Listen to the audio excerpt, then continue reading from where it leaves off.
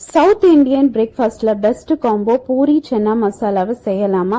இந்த ரெசிபிக்கான detailed video கீழே டேக் பண்ணியிருக்கேன், மறக்காம போய் செக் அவுட் பண்ணி பாருங்க.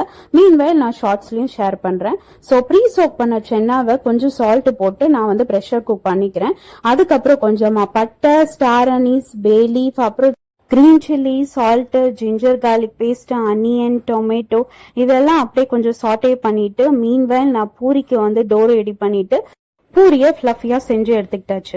பூரியை எப்படி புஷ்ன்னு ஃப்ளஃபியா செய்யறது பத்தின ஹேக்கையும் நான் கீழே டேக் பண்ணியிருக்க வீடியோல ஷேர் பண்ணியிருக்கேன். ஸோ மறக்காம அதையும் போய் செக் அவுட் பண்ணிக்கோங்க. அண்ட் மீன் வைல் நம்ம சென்னா மசாலாவுக்கு கொஞ்சமா turmeric powder, chilli powder, coriander powder, garam masala and பெருங்காயத்தூள் இதெல்லாம் ஆட் பண்ணிட்டு கொஞ்சமா சாட்டே பண்ணிட்டு கொஞ்சமா தண்ணி ஊத்தி கூட கொஞ்சம் சாட்டே பண்ணி எடுத்தானா நம்ம chana masala and hot puris are ரெடிங்க. இதே மாதிரி நிறைய இன்ட்ரெஸ்டிங்கான வீடியோஸ்க்கு சேனலை சப்ஸ்கிரைப் பண்ணிக்கோ.